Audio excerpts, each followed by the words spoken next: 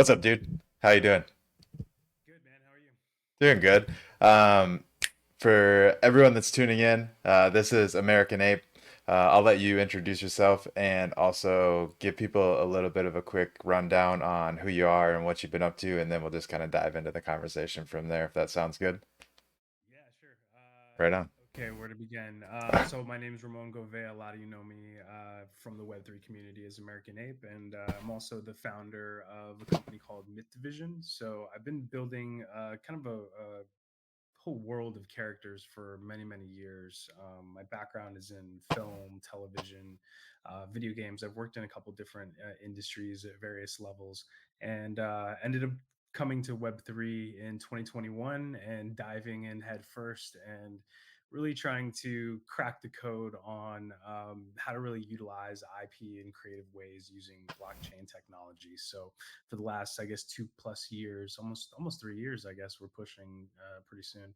Um, I basically been experimenting in the Web3 space, kind of creating a new business model for entertainment brands who are creating characters that they want for longevity to turn into franchise material, whether that be in video games or film, television, that kind of stuff. So that's kind of me in a short blurb, so we don't waste too much time. No, yeah. But yeah, I've had some really cool opportunities to work with some amazing people in Hollywood, and so I've learned a lot. And I'm trying to apply that to what we're building in Web3. Okay, so I think before we dive into what you're doing in uh the more like the Web3 world, I'm curious like what's some of the stuff that you did prior to getting into the Web3 tech? Because I know you've done a lot before this. Yeah, it's definitely been God, like almost 14 years, I guess, of working in the entertainment industry. It started off with live action, so I wanted to be a screenwriter and quickly learned when moving back to Hollywood that if you want to see your stuff get produced, you have to learn how to produce it yourself. So started my own production company and was working with a bunch of different people to produce short form content, just to kind of learn the craft, cut our teeth, spend a lot of time working with people who were also doing that and learning from them. And so we did that for a few years, and then that led me to kind of like the perfect timing because digital marketing had just begun sort of during that time period. Like that was really the emergence of that. YouTube gave out about $1 million to a bunch of different channels to start pumping out user generated content, Mm-hmm. and this was like 2000, I want to say, when that first, maybe no, maybe it was 2010, I don't even remember anymore when that happened. But when they first gave out that money, that was really a game changer because that signaled that there was a shift from the more centralized content machines to user generated content. And then from there it was a while before it was actually monetized truly, besides those first grants essentially that were given out. I don't know what the deal structure was, I don't remember, but that was a big deal. And so I've kind of been able to kind of watch the growth of the internet and the evolution of um, indie film, indie television, all of the different. I mean, there isn't really too much of an indie television scene, but there are people who shoot pilots consistently, trying to get them picked up. Sure. So anyway, there's just been an interesting kind of evolution of user generated content, and so I went from doing that to being able to produce content for some of those multi-channel networks, companies like Machinima and other small companies that had a little bit of money for short form branded content. And so that's when I started transitioning into doing commercials for various companies. And that became sort of my bread and butter for a while after kind of learning production as a whole. But that got me away from my core love, which was storytelling. And so I pivoted back into gaming. I ended up working for Scopely, doing some marketing for the one of their games, which was the Walking Dead Road to Survival. And so, kind of being able to see the evolution of entertainment over the course of the 2000s to what we're seeing now gave me this, like, you know I don't know, excitement and insight into what I think blockchain could be. So all of it sort of led to where we are now. But I ended up getting the chance to work with people like Stan Lee and Dope. creative director of Call of Duty, and just a number of just really awesome people who are super talented in the industry, both gaming, television, comic books. I ended up being able to get a few book deals. I have had three of my books internationally distributed and published. So I've kind of had the opportunity to dabble in a different form of entertainment, many different forms of entertainment, really. And that all kind of came together over the last few years. So it's been pretty cool.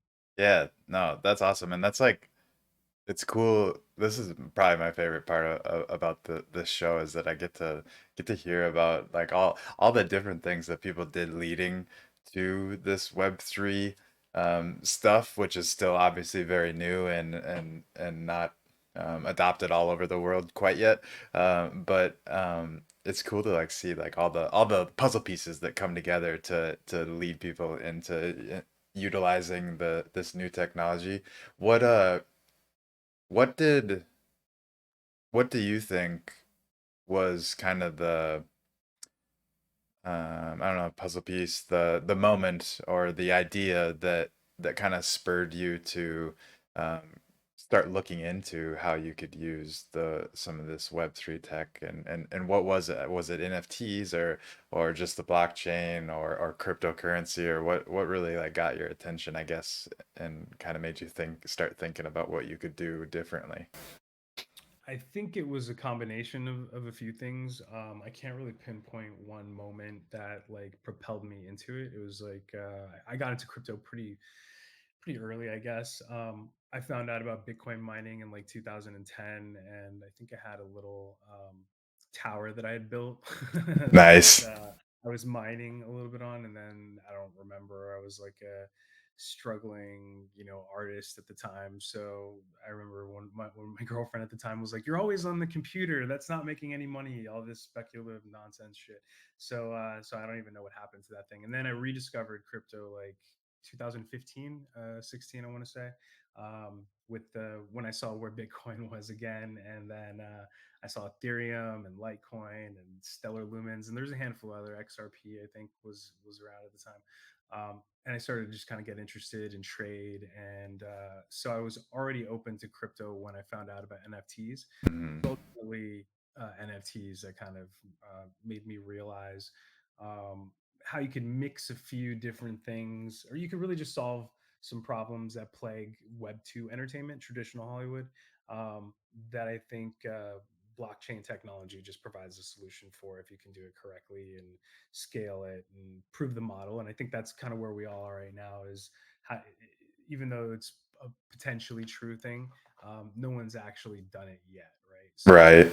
all on the sort of use case, practical application of solving a lot of these problems. But yeah, that's definitely what it was. I mean, I think minting, and I didn't mint, but I bought my Board Ape like a week after they minted. But when that happened, that sort of put me on the trajectory towards utilizing the IP almost like it was a license. I Mhm. looked at it as almost like a licensing agreement in a way, because it essentially is. You have the commercial rights because you own the ape, so you're able to monetize that. And so I just figured I would utilize all the experience that I had from before, from all those different pieces of building a franchise, and then also, the problems that come along with that, taking an IP and putting it in a game or splitting it off into a comic, or what's the source material, all that kind of stuff, and the management of those stories at that scale. I kind of saw the potential, so just dove in headfirst. Yeah, no, that's sweet, and uh, that's one thing that I remember. I watched the mint happen of Bored Apes and never ended up ever picking one up, and um, I remember though that a lot of people that was something that caught their attention was that they could use the IP to monetize and do whatever they wanted with it, and that wasn't like something that I had thought about until then. And I think if I would have like thought harder about it instead of just like hearing people talk about it and just like breeze or that just like push it off and be like, oh, that's cool. But what what would I do with it? Um, I think I maybe would have saw the potential of where things went, as we all know. And so I think like it's cool to see how your background kind of really set you up to realize like, oh, there's an actually like an opportunity to take this and run with it and turn this IP into something more than just a JPEG that people could copy and paste or whatever people were It always. was it was really tough at the time, right? Because no one knew what collections were going to be hits and were going to stick, right? Hmm. It was all such a new thing. And them being the first ones to actually consider giving out the IP, um, not really the first, but the most notable, I guess you could say at the time. Once the hype had already built, and there was like sub communities, and there were people that were on Clubhouse, which I was one of those people. During the mints for all these different projects Yeah, time between the spring of 2021, right? There was like I was there for the Beeple drop. I was there for sure. all these different ones. Ferocious, like they all did their drops in Clubhouse, and that was like pre crypto Twitter days. Right, right. And so it was interesting, but no one knew for sure what was going to be a success and what wasn't. It was really when the whales would jump in, right? People like Pranksy or Dingling, right? When Yeah, all those people, and then I know Jimmy Eith got a bunch of them. Those people were like hyping the heck out of it. Is really what was going on. And yeah, when I saw the amount of effort that was going into the building of the community, I kind of said, okay, well, this will probably have legs, it might stick. And since you have the IP, it might be worth building, in this community with other people. And I can bring my skills to the table, and hopefully other apes will jump in and want to be a part of the storytelling process. So that was sort of the gamble, I guess, in some ways, on that project for me, because that was, I think, the most I had.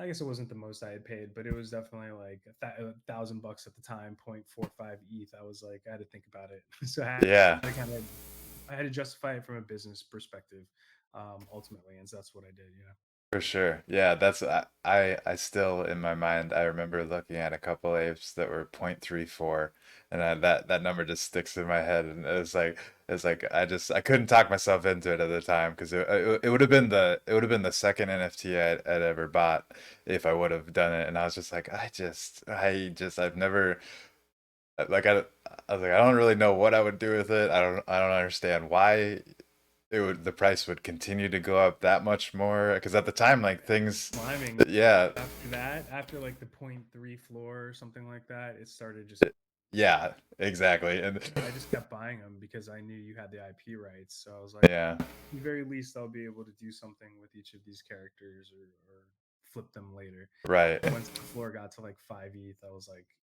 shit, we need to get more. yeah it's insane like looking back how fast it shot up because it quickly went from I don't know if I should spend this much on it to I don't think I have enough to spend on these to get any now. So yeah, but obviously you made the right decision in the long run, it seems like. And um did you end up like flipping some along the way to take profits, I would hope. I Yeah. had to, yeah, and it was really just to run the business. Ultimately, I was running it all through business accounts, so I had to make sure that I could keep operations going of all the stuff that we were already doing, right? All the Right.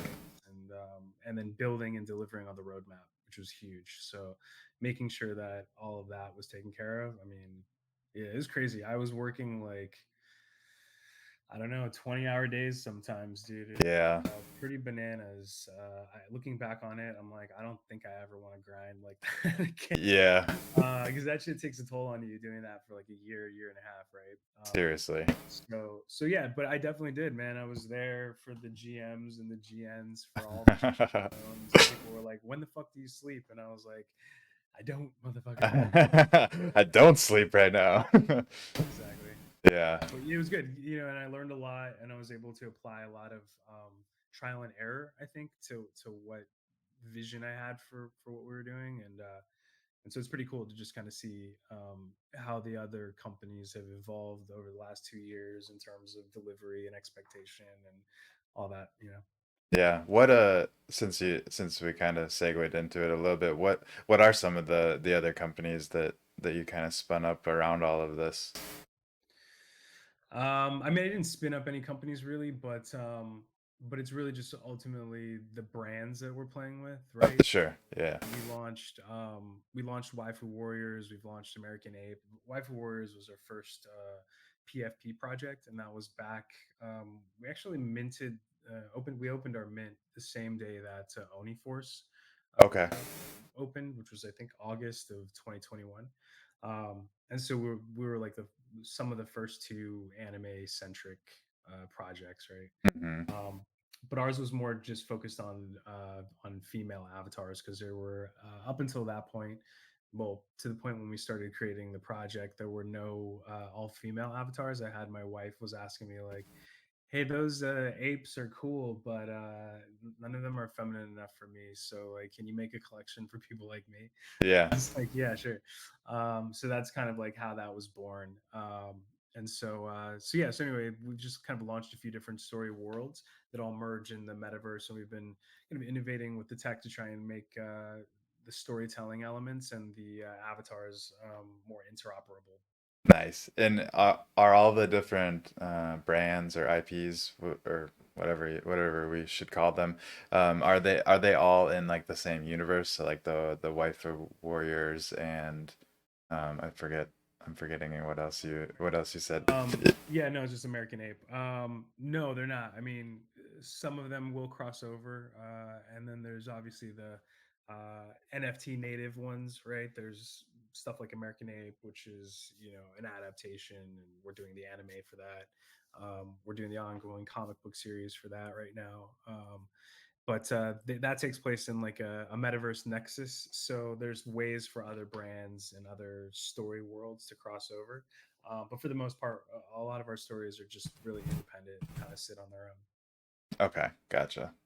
I mean, that's cool too. I feel like there's In different genres, like I basically been building more of like a studio, essentially, right, where we have a bunch of different projects that we work on, different story worlds within different genres.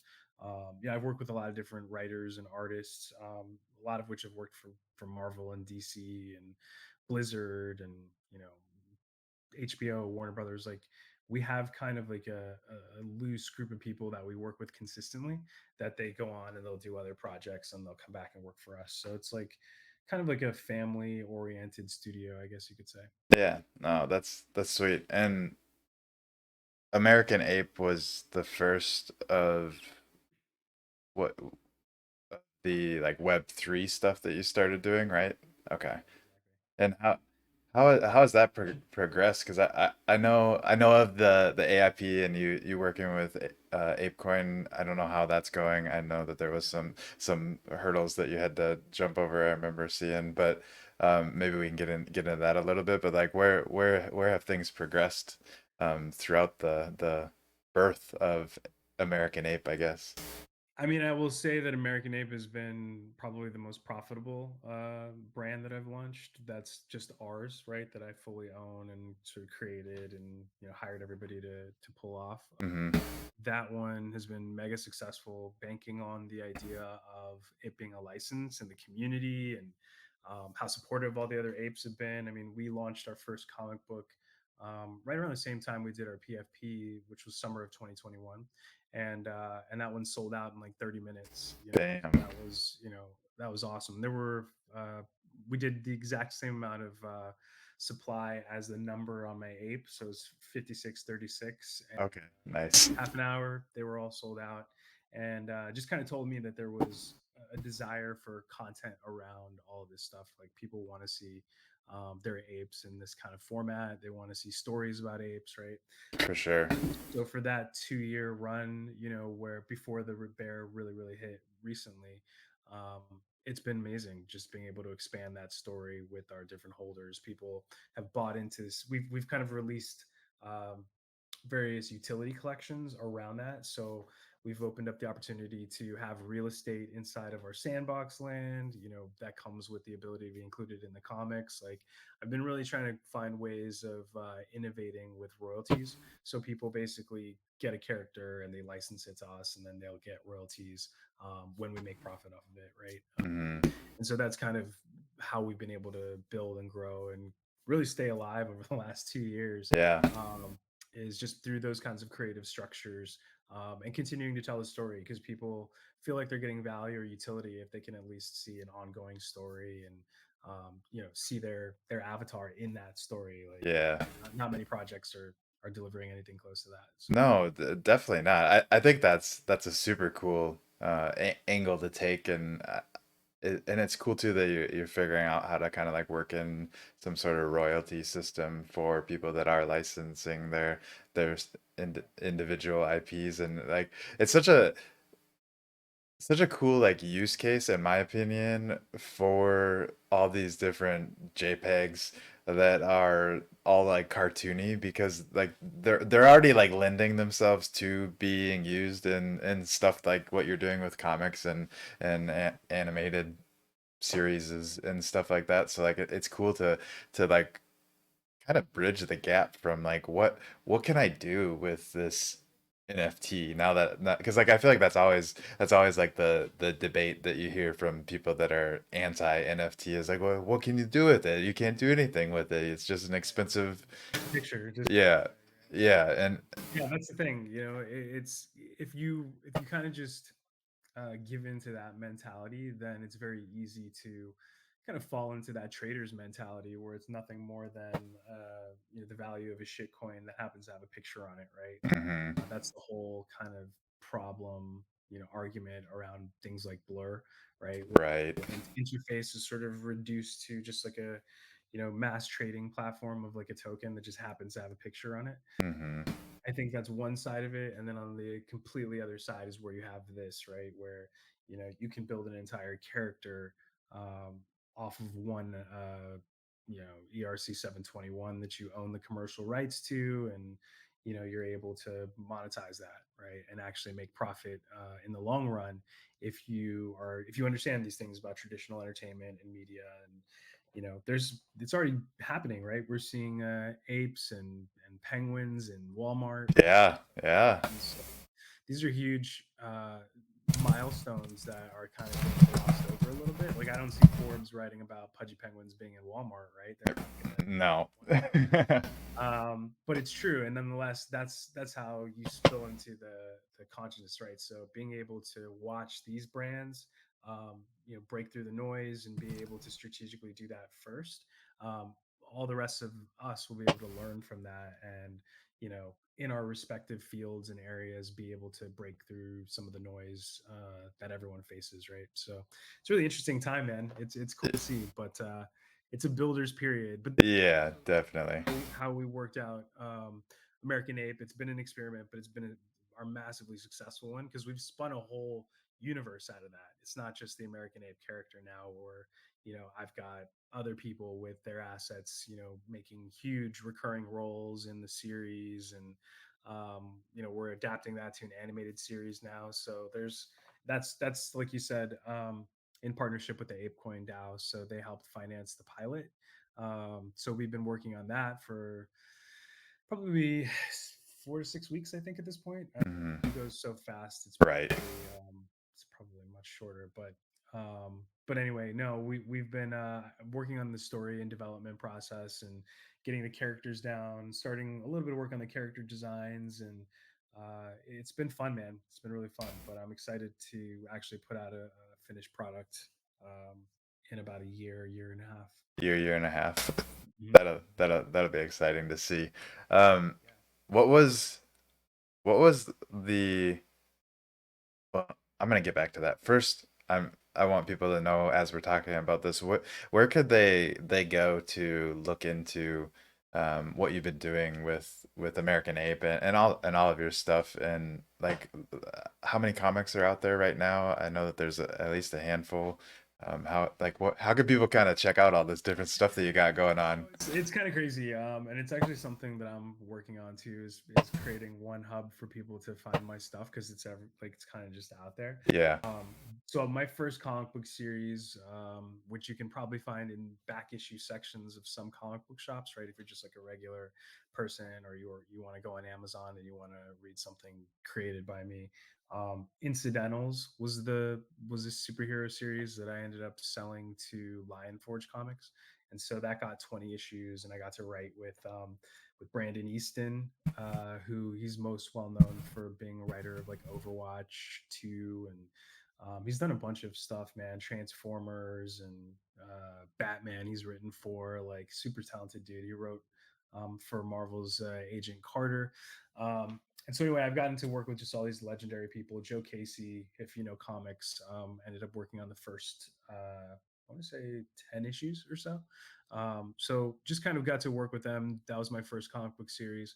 And everything else right now is kind of gated, to be honest. A lot of my work we haven't released yet because I wanted to create a library first. So I've got about six different comic book titles that are finished. Some of them have been distributed in limited quantities before, but for the most part, you can't really find my stuff out yet. But that's what we're getting ready for later this year and early next year is a big launch where we have digital, we're going to have physical strategy where you'll be able to come buy all of our books on our website. We're revamping everything, man. It's going to be cool. We've Nice. got some games coming out, which I know you know a little Yeah. Yeah. about. So we're starting to kind of bring it all together into a cohesive campaign so we can do like a really big launch. It's going to be fun. I think it's going to be a wild launch because it sounds like you have all of the different pieces that kind of will make it pretty interactive and engaging for people to kind of play through slash read through slash watch through as things go. So I'm excited to see it all roll out. Do you have like a general timeline in mind for people, or is that kind of to be determined still? Yeah, no, we're working on finalizing when the exact date's going to be, but we're looking at something before the holidays because we're rolling out some merch as well and just a bunch of other stuff, Nice. and like making some shirts and some hoodies and stuff that we want people to have time to get it before Christmas. So I'm really rushing um, to have stuff ready really by early November for people to order. Cool. Whatever it is that they want, but it's all going to be tied into the gaming experience and what we're doing with the comics, and it'll all be kind of Easter egg tied together. So we have the ingredients, and now it's a matter of executing the recipe itself, right? Making sure that it all comes together. So Yeah, the hard part isn't even here yet. totally. Dude, and We just started making the assets and making sure we have what we need. yeah, and you you said that you haven't or you've tried to get away from or don't want to go back to working those 20-hour days, but it sounds like you have so much stuff on your plate right now. I don't understand how you can get it all done without doing those 20-hour days. It's crazy. And I've learned how to like play with my schedule a lot better. So just kind of have to evolve and just get shit done, man. Yeah. Delegate is I was say being able to delegate and kind of just release all of the control and have things get done while you're not working. It's tough. That's such a tough thing to overcome. I struggle with it all the time too. I just want to be able to control everything, but you don't have to if you got the right people in the right spots, you know? That's the key, man. The key is making sure you have the right people who don't, drop the ball and just completely forget about something Yeah. to be remembered. That's the hardest part. Yeah, for sure. But yeah, no, everything's moving along. This fall is going to be pretty big. That's when we hope to kick off at least the first game. And then we've got the equipable avatars, so people who own our avatars will be able to add weapons, change out gear, drink potions, and change traits. It's going to be cool, and the metadata will actually update on your NFT. So Nice. it's going to be pretty cool to see the collection start to evolve and change based on what everybody's doing through our website. Seriously, if people are interested and think this sounds cool as I think it sounds cool, what like assets or stuff, NFTs or whatever, would they kind of want to be eyeing up if they're thinking about maybe wanting to be ready for when all of this starts to happen? Probably. I mean, we're gonna be doing some free claims coming up soon. So the waifu warriors are gonna get their allies, which are these like savage beast characters, and they're gonna be these PFPs that you can load up. Because what we're ultimately working towards is games where you can use these assets, right? I won't. Yeah, I can't give away yet exactly what we're cooking. You know some stuff, but we basically are working out. weapons drops. So everybody's going to get a free weapon. Everyone's going to get a free ally. Everyone's going to get. I think we're going to do one more potion drop. Okay. Um, and so that's probably the most bang for your buck in terms of like what the floor looks like on the Waifu Warriors and what the drops are going to be and what the claims are going to be. Uh-huh. Um, and then there's also Midnight's Passage, which is going to tie into all of our gaming. So it's starting off in Arangarok, which is the same city that American Ape takes place in. It's this whole, sort of world, and so the game starts there. And it's a burn to play game that we're doing on Manifold. So you start off with a ticket and you burn your way and trade your way to different assets. But it's tough because a lot of people are very diamond handed with those assets. Yeah. If you were to go to check it out on secondary right now, I think there's only like 3 or 4 things for sale out of a collection of 40. So it's yeah, people are diamond handed for sure. It's Yeah. pretty intense. I mean, that's a good sign though, from somebody that is on the outside looking in. Is like if it's tough to get entry into it, that means people are enjoying it and looking forward to what's to come. So, um, I don't know, maybe if you're trying to get in, maybe you gotta make some friends with people that already have that stuff and Put some WETH offers in. I or yeah, throw some. that have like duplicates, and I know they're the floor is not too high right now, so I'm sure you could get something. But all those assets are going to be usable in game. It's the sandbox experience, and then in Unreal Engine too. So we're going to be incorporating all of that stuff, and anything we make as like a special item, we're working on making sure that it's interoperable for all of our experiences, and that you can equip it on your PFP too if you want. Heck yeah, I love to hear that. Interoperability is one of those buzzwords that I'm really big on. I know it gets thrown around and sometimes it gets used in the not correct correct ways, and but it sounds like you're going in the direction that I love to see people go, and I think it's important because like that's at the end of the day, whenever I think of the metaverse and what Web3 is trying to solve for, interoperability is probably the most important part of that, is allowing you to take your digital assets and bring them with you. Right, and use it wherever you want. Yeah. The ultimate idea, right?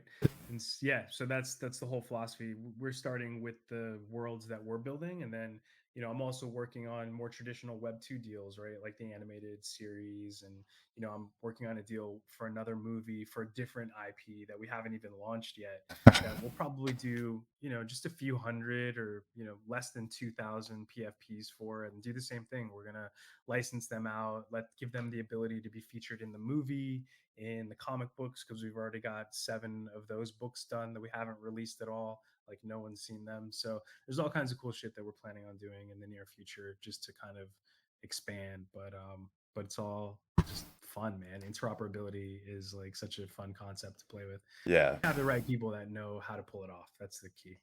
I was gonna say that is the key, is that because it is complex. There's a reason why things aren't very interoperable right now, and that's because it takes a lot of finagling and knowing and planning. I think planning is probably pretty important. It's like, but it's also hard to plan for because you don't know what is the future is actually going to be. But that's when you kind of have to pivot and be ready to pivot and figure it out whenever we get there. But as long as like that's the goal, I think that's the most important part. Um, I want to circle back to the I know you went through, so I know some people that listen to the show have at least started to get acquainted with ApeCoin DAO and their AIP process and all of that. Just curious, like how has that been going? How did that go? I know it took some marketing effort or whatever, or campaigning effort on your part to get over the hump and get that approved, but you did it, and I thought that was awesome to see. What was that whole experience like for you? That was that was not easy. Yeah. Even after the approval or the overwhelming support that we got from the community, which just was truly amazing. It shocked me. I was very surprised. But it's just nice to know that there are quite a few people in the community that do see the hard work that some of us have been putting in since the early days. Mhm. So that was really cool. That was very validating, and it validated kind of what I've been working towards building, because the whole, like I said, the whole, I guess, north star for what I've been trying to build with, you know, what Myth Division is, whatever you want to call it, right? This entertainment company, and the structure that's built in Web3 and blockchain, was really just to kind of open up the possibility for people who don't know anything about that process, right? Of Hollywood, of licensing, of building up a character and trying to get a brand deal or a merch deal, right?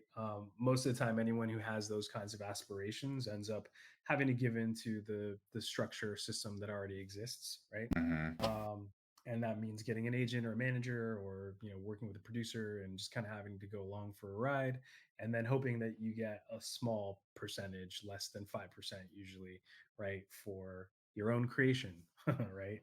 um, and so I think ultimately that's just been kind of like what has kept me in this space, is knowing that that's a possibility, and that what we can create kind of ripples out. And so I think that's really, I don't know if that answers your question or not. Maybe Yeah. I'm starting to digress a little bit, but That's all right. I think I don't know if you I don't know if you totally answered it either, but I think what you did say made a lot of sense, and it's important to point out. And I feel like one thing that you touched on there is, and I have this question, and I'm sure other people then probably also have this question, is how do you know, one, if your NFT that you own, if you could use those, the the picture or whatever, as like an IP, like how, that's like the initial question. Like, how do you know, like if it is, I like I said, I have no idea. So like, what is are, it that magic it factor y- or well, I guess like that, and then also like how, what do you look for in NFT collections, projects, whatever that are offering, like how do you know that you can license that, like, you know what I'm saying? I don't know enough about it to ask a good question, but I think you got it now. I'll finish the last question, because I remembered you were asking more so specifically about the AIP and how difficult that was. So my point was initially, like, I wanted to create the ability for people who can't do things a traditional way to be able to do them, right? Providing a platform for that. And so ultimately, by going through the DAO, that kind of was a way of, I mean, it's a grant, right? So Hmm.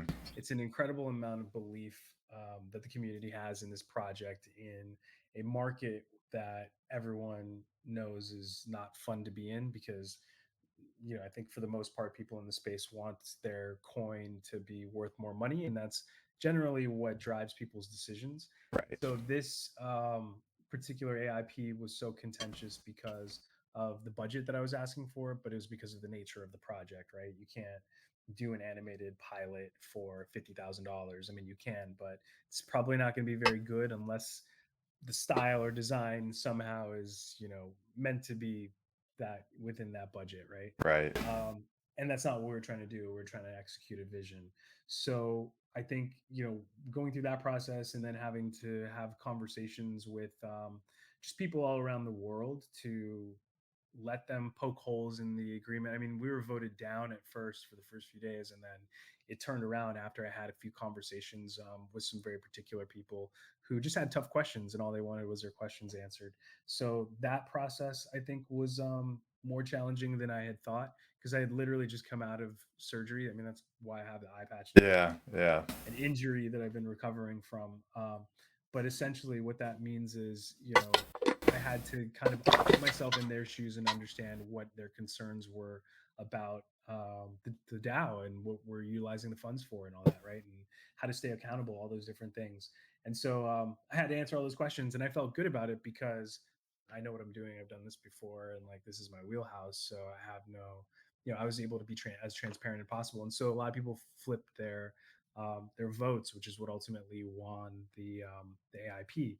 Um, and then after that, there's a process of negotiation with the foundation itself on the terms of the agreement. So Mhm. we had We probably spent a few weeks, probably 3 weeks or so, going back and forth on the different terms to make sure that we were protected in the case that we pitch and sell this pilot. We want to make sure that the network or studio doesn't you know see something and go, hey, well, we can't do a deal with you if Mhm. this can leak or whatever, right? So there's all kinds of different things we had to go through, which made it a process. And then they finally will approve, and then you get the funding, but then the price of apecoin could drop. Yeah, right. It could go up, it could drop, right, when you get your grant money. And so it did for us. It dropped, so we kind of had to take a haircut already on the budget a little bit. But good thing I know what I'm doing, and we've budgeted before. And you kind of have to know how to fit your project into several different sort of funding zones, just in case. So all we do is we tailor the script a little bit. We make up for that budget in the writing. Okay. That's one less explosion or one less, Yeah. insane punch, right? So that's kind of how you have to think about it as a producer. So anyway, so that's where we are with the process. It's definitely not been easy, but um, I didn't, making films, making animation, making live action stuff is not easy anyway. So Right. it's no different than kind of going through the processes that you have to go through when getting any big project done. And so thankfully we got approved, and the rest will be history soon when we're able to present the final 20 to 22-minute pilot. We're still working out if it's going to be what the actual time is going to be, but we want to make sure it's in that range so that it has the most appeal for different networks. Yeah, that's legit. Do you And then let me Oh yeah, go for it. second question, right? Yeah. What about, how do you know if your NFT or your character is worth licensing? I mean, it's really just like there's a lot to it, but I think if you're just looking for basics, you have to think of uniqueness and aesthetic.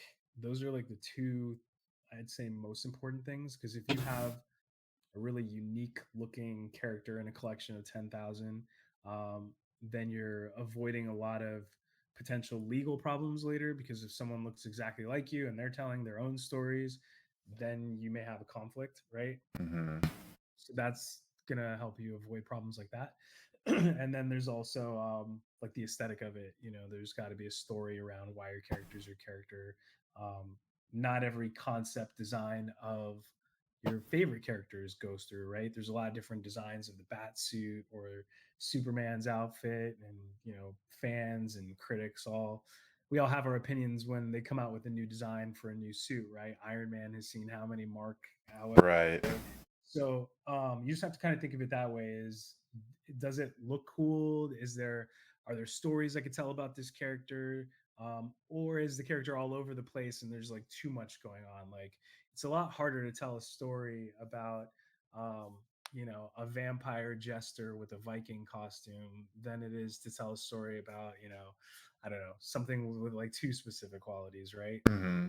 So you want to try and keep it simple, keep it aesthetically pleasing, and then kind of figure out if there's a story, around your unique character. Those are like probably the three tips I'd give if I had to. Sure. And then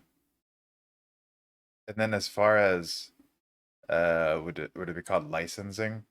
What do you have to look for as far as that Limitations, really, right? A lot of it is limitations because if I, for example, am trying to build out something that I want to see on, I don't know, Amazon or Netflix or Hulu or Apple or something, right, as an animated series, um, then I need to make sure that uh, someone who's involved isn't going to say, "Oh, by the way, if this makes more than $20,000, then that's a problem, and I got to get permission from so and so, and then they got to sign this and that." You know what I mean? Like hmm. introduces more restrictions, more problems. So keeping things as like clear and simple as possible, or at least just very transparent, right?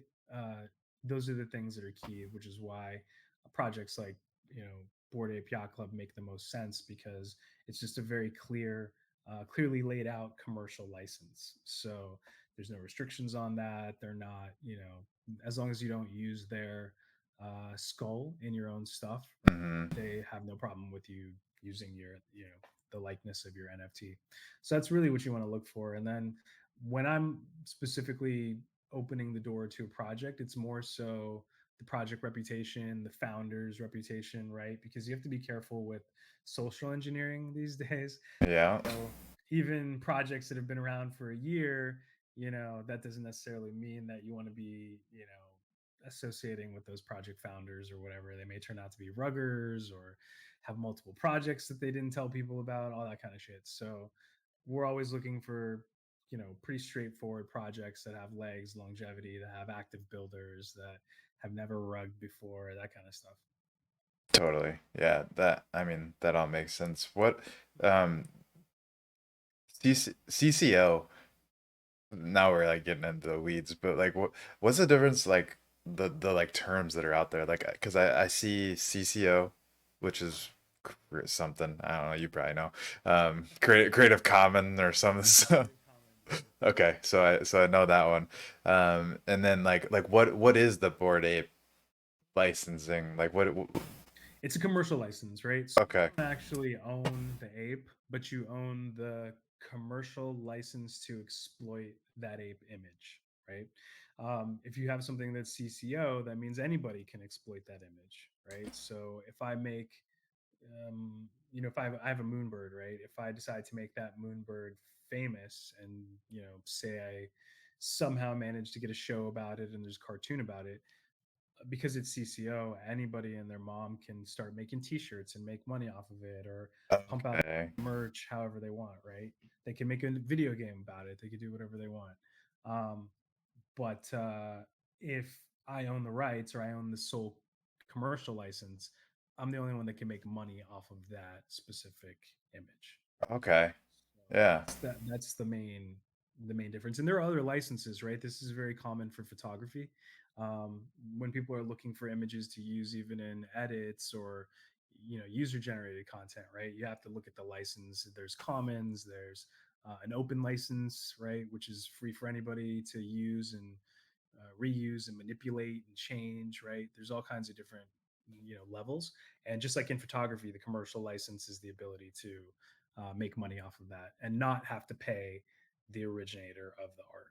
Okay. Okay. Gotcha. I think I'm following, and that kind of clears things up because in my head, because I always wondered, but now it makes sense that CCO then means anyone could go on and do something. So if for example your ape was CCO and not what it is, then once you make it famous, then everyone else could go and remake money their own ways off of it. Okay. And I have no legal recourse at that point because I agreed that they could do that, you know, Uh-huh. that Interest. is CCO, right? Yeah, yeah. And so actually there's laws, copyright laws in America. So after a certain amount of time, I don't even remember how long it is, maybe 75 years. I could be way off, so it's probably wrong. But certain things that have been copyrighted, if you don't renew them, they just automatically become, you know, CCO, publicly available to you. Okay, okay. What this is kind of a segue back to, we were talking about this a way long time ago and I made a note of it and I want to make sure I bring it up. Um,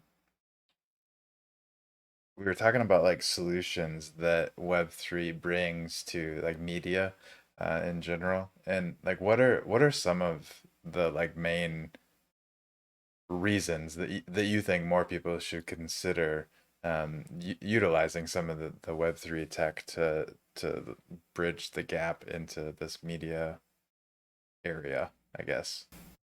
I think my bullishness on it has more to do with transparency than anything else. Okay. Um, Mostly in terms of royalties, and also the ability, um, through code, to simplify things that normally a person would have to do or execute, right? Mm-hmm.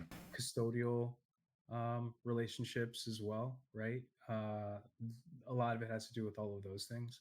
Um, and so the ability to be able to do an agreement, have a license agreement, know that those payments are on the blockchain, that they can be tracked, all of that kind of stuff, right? um, that's going to help an artist feel much more secure or safe in doing a deal or a transaction, um, because they know that it's going to be, publicly available and Sure. accounted for no matter what. So when you look at, for example, say I have a streaming network and I have deals with 20 different creators, and you have a show about your PFP, they have a show about their PFP. I've got 20 people that we have different deals with. Um, if I'm not able to make those, payments, if I don't have to make all the money or that I'm making transparent, right, then all of a sudden there's the ability to sort of hide and shift around how much I have to pay you out, Hmm. licensing, or selling your stuff, whatever deal it is. Usually it's licensing, right? To me as a platform, right? So basically, it just is going to help with people being able to make sure that they're paid and not, ripped off by a streaming network or a studio or whatever. That's what they were, just striking about WGA, SAG. Like some of it has to do with that as well. Okay. These hidden. Um, there's no metrics, right? They don't have to. Netflix doesn't have to reveal their metrics of how many viewers or how many clicks or any of that stuff. So it's hard for anybody to sort of keep them accountable for how much they owe the actors of this show, or you know whoever is owed money for specific Yeah. projects. That's like that's something that I've never thought about, and like, but when you kind of explain it like that, that is interesting. Because yeah, like how do you hold them accountable? How do you make sure that they actually are paying what they're supposed to be? Uh, Interesting. Whenever all the striking and stuff was going on, is it still going on? I guess I don't even know. The writers just wrapped, so I think they've achieved some terms that are agreeable. So the strike is supposed to end, I think, 12:01 either this morning or tonight. Okay. Um, but SAG is still striking, so I think they're still trying to come up with terms that are going to work for them. Gotcha. Have you seen or heard anyone talking about like how having things on the blockchain could make things more transparent? Like, is that something that at all is being brought up, or is it still kind Sort of, of in the fringe. I mean, a lot of yeah, people sort of understand it, but majority of people don't understand except for what they see on the news, just like everybody else, right, or from two or more friends, right? Possibly who are into crypto, or and it could be at various levels. But when you think about it, there's still only what less than 100,000 people in the space and NFTs and right? and that innovating and building, right? So it's not that many people, but there are sub communities, and I think it'll get there. We'll see. It's going to be an evolution for sure. It's going to take some time, but we're still pretty early. Yeah, yeah. It's wild. Like I always have to remind myself how early we really are because like because like all the stuff that I hear about and talk about with people, it all like makes sense and it clicks in my brain and then but then when you take a step back, it's like but nobody else really has any idea. You can't talk about this in the streets. Yeah. Everyone will be like, huh? Yeah, it either goes over their head or they already have a bad impression and that's all they know, so they immediately get turned off by you bringing it up or, Well, you I know. had my AC guys were here fixing my AC, and he saw like some of my canvas art with my apes, and he was like, "So you really like monkeys, huh?" I was like, "Nah, dude, do you know what an NFT is?" And he was like, "Who?" I was like, "An NFT," and he was like, "No, what's that?" And I was like, just digital art." And he was like, "Oh, okay." He had no idea. Yeah, like at that point, if they really don't recognize the word NFT, then it's like just forget about it. Forget I said anything. Like you'll figure it out later. Like When it matters to you, you'll figure it out. yeah. What do you think, like since we're on this topic, what do you think are some of the things that could be happening right now to help kind of bridge the gap for people that are outside of this space to start understanding or like seeing how it could benefit them in their day-to-day lives? Like I feel like that's just such an interesting thing to always talk about, and I feel like everyone, yeah, it is tough. Tough because people need to see the practical use cases, and I really don't think it's going to come until larger companies or even smaller companies at first start implementing the tech without really explaining it to people, Hmm. telling people, okay, this is a wallet and all this stuff. Like it may begin and education is going to be a part of it, but I think for the most part, mass adoption is only going to really happen when people are not thinking about putting in a seed phrase and keeping their wallet protected and not clicking on links. Like I think we're going to have to go through a period of centralized custodianship Hmm. part of whatever platform it is, um, uh, until one of those platforms blows up and all of a sudden everybody's using a wallet like an Amazon wallet or what, Right. to collect keys, even though it's not your keys, not your coins. Um, I don't think we're going to get to the point where we're 0 to 7 billion, believing, Yeah. keys in your coins. It's probably only ever going to be a small percentage that lives by that, Hmm. and mostly the early people or the people who just get it and understand, the dangers of centralization. But I think for stuff like entertainment and different things like that, it'll be a period of time before we're ever switching over. Yeah, I definitely resonate with that. I feel like you're saying, it really needs to get to the point where it's so easy for anyone to use and there's a reason for them to use it.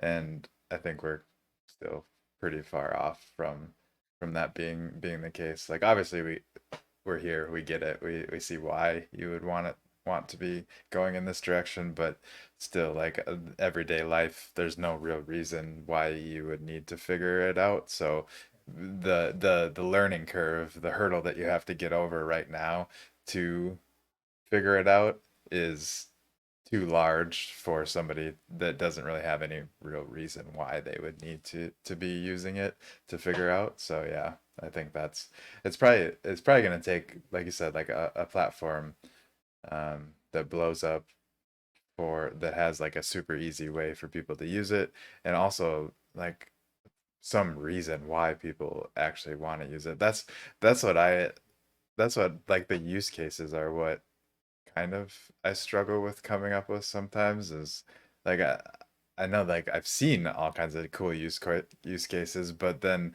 it always seems to get trumped by, but you could just use this that's already popular and being used by everybody. Why we're so early, right? Why we're so early. No one's really figured out that pervasive answer yet. Gaming probably is one of the first Yeah. industries that will crack it, and then it'll start to spill over into, medicine, health, all kinds of other things. But there's got to be one, you know, use case first. I mean, look how much video games has impacted just technology in general. Mm-hmm.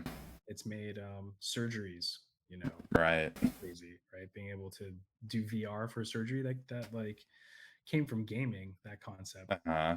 Yeah, no, it is crazy how much like yeah, I remember growing up and parents and everyone saying how bad gaming is for kids and this and that, and it's like but it really has like led to a lot of innovative advancements in technology, and I think like you're saying it probably will be, if not it'll be one of the catalysts to kind of propelling this into the mainstream, just because there's already obvious use cases for it. I mean, I just came across, not just I don't remember when this happened, like a week or so ago when um, Warzone one shut down and everyone lost all their skins, which was like more than like $1 billion worth of digital assets that people can't use anymore and have to go buy new ones in Warzone 2. And it's just like simple things like that could be solved for, but just aren't there yet. And it is what it is. We're still learning, and hopefully things like that spark conversations where people then kind of open their eyes to, oh, maybe there is other ways that we can approach this. And I don't know. You never know though. Um, it could take way longer than I think, but um, I don't know. It's been been a journey through just the gaming world, which is where I spend most of my focus, and it's still there's so much pushback on any kind of blockchain technology from the majority of the gaming world. So 100%. I don't know. What kind of game stuff are you guys planning? I know you guys got a couple different gaming stuff in development. Can you tease any kind of stuff that's coming up with the gaming side of everything you're doing?